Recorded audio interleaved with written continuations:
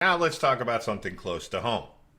Of course, if you haven't followed the news at all today, you have there was an issue where Eric Adams, the mayor of New York, stated that they're putting in a safety plan for the subways in New York. If you don't know, the subways in New York have turned into quite the battlefield. And of course, they made that announcement this past week on Friday that they were going to be implementing a safety plan. Great, because you really take your life in your own hands riding the subway in New York. It used to be you were kind of casually taking your life in your own hands. In fact, the subway was something like if you wanted an exciting night out where you wanted to gamble with your life. Now it's no longer a gamble. You're almost guaranteed to be accosted or mugged or even stabbed in the subways of New York.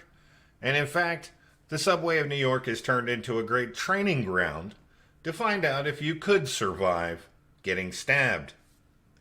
Well, as of this morning, we found out at least 6 New York subway stabbings reported since the mayor unveiled his plan. It's kind of like Eric Adams turned around and told everybody, we're going to implement a safety plan and we're going to take care of the homeless problem in the subways and get stabbings.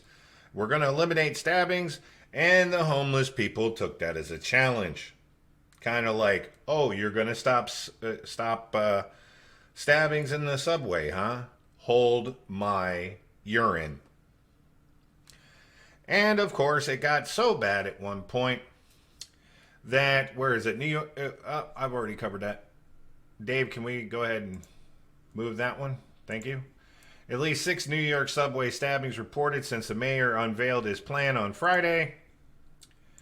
And early Monday morning, this was after the weekend, of course, two separate more assaults were reported.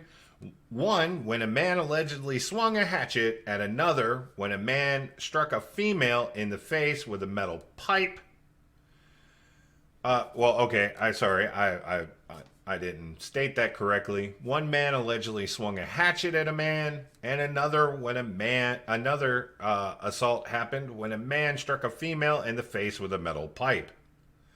Now, according to sources close to Eric Adams, hatchets and pipes were not considered part of this safety program. So evidently the homeless people are adapting.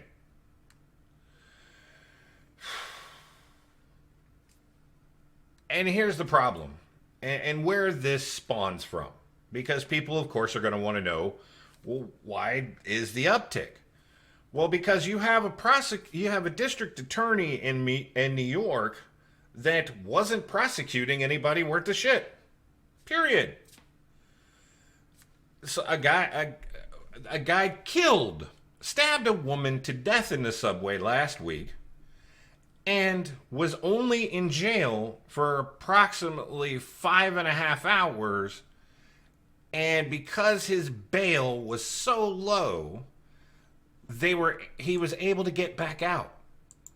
And he's roaming around the city.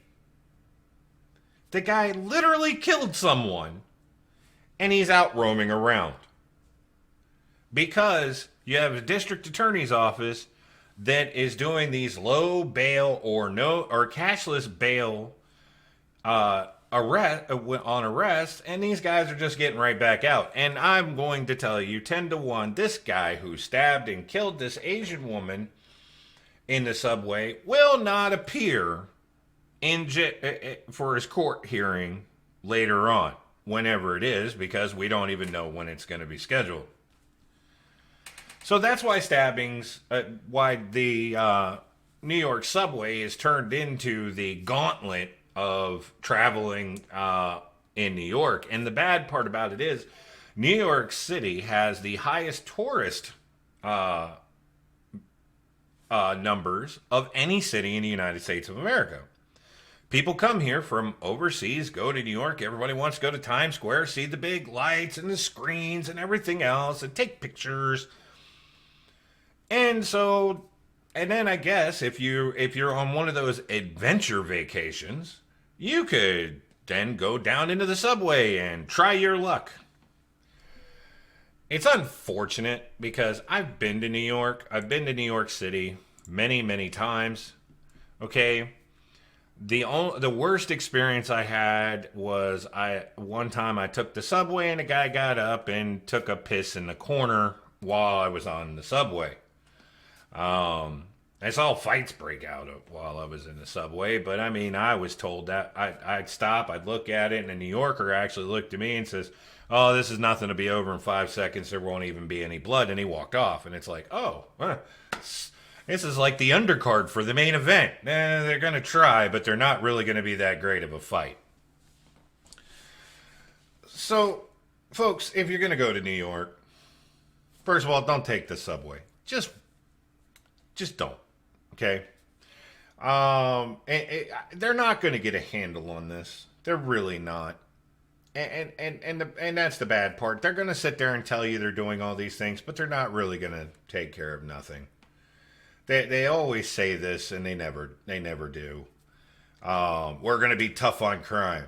There hasn't been a person tough on crime in New York since Rudy Giuliani. And Rudy Giuliani gave the finger to the mobs and started taking the mobs out. That was the last time somebody was tough on crime in the city of New York. Never again will I hammer the president or Congress for not getting much done. Compared to the Dems this time around, it would be harder and ever as bad. Never again will I hammer the president or Congress for not getting much done. Compared to the Dems this time around, it would be hard. Okay? Well, I mean, and that is a problem. Because the thing is this is what you get, and with these liberal DAs, the liberal government, where and this argument that people make about, oh well, we need to cut back our prison populations and our arrests because folks, there's people that need to be in prison, okay, because they've done some bad shit. Do I believe that people can be reformed? Absolutely. There's people out there who can be reformed. But then there's a reason for a prison. There's a reason for jails. And what happens is when a person becomes a threat to society, like some of our people in the subway, you put them there because leaving them out amongst the public is a danger to the public. And do we need to reform our prison system where, people can get, some help and get, yes, because there are people, but then there's some people that there's nothing you're going to do to reform them. There's just some in there that there's nothing you will do. Better to argue and only do a couple of agreeably good things than literally do everything wrong. Now I know exactly what does make things. I know it actually does make things worse. By the way, folks, if you're watching at home or watching wherever and you want to get in on the chat and you want to comment on the story, Zion Bryn is over here on the YouTube chat. Also, if you're on Twitch, you can get in on the chat. Facebook, I got it sitting over here. I could see you guys over there as well. So, like I said, this has caused some damage to these cities that's going to take a long, long time to correct. You've got places like Chicago where they're just killing each other wholesale.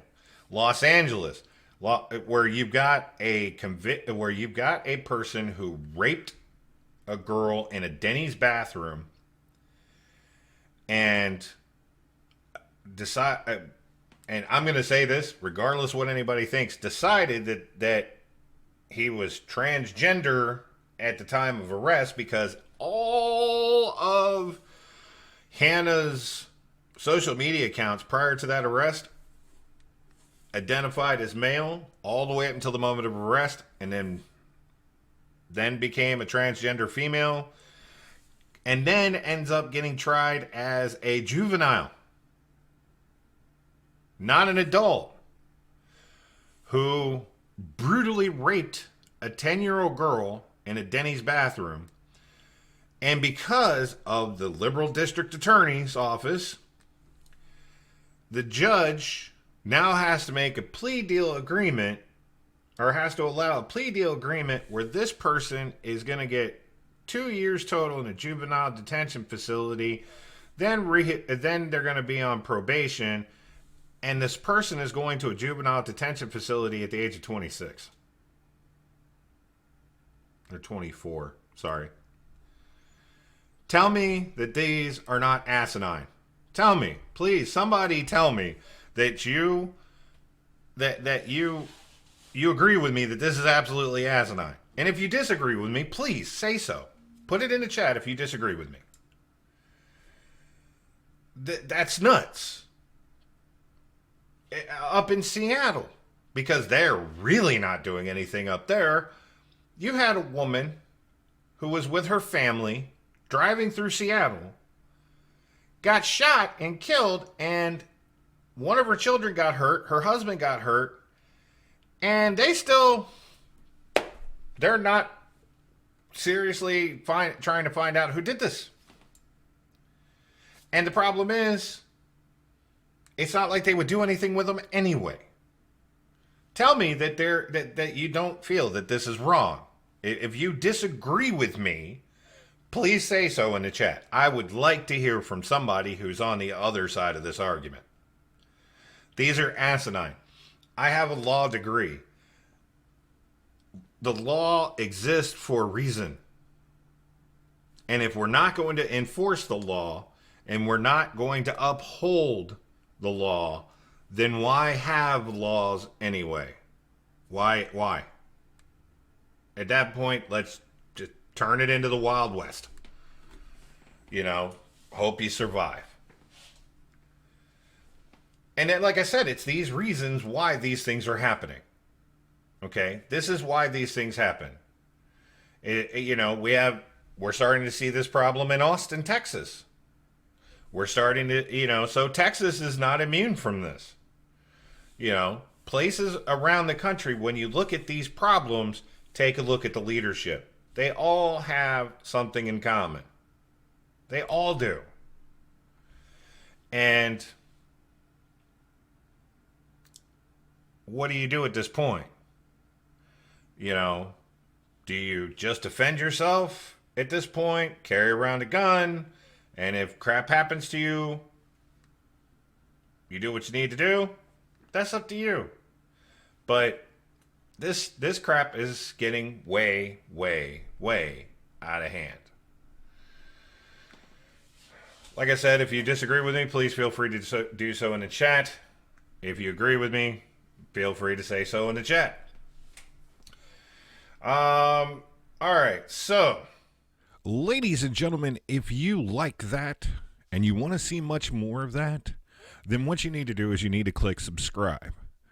And then you need to click the notification button there. So then what happens is every time I go live or that I produce new content for you, you'll get a notification and you can check it out.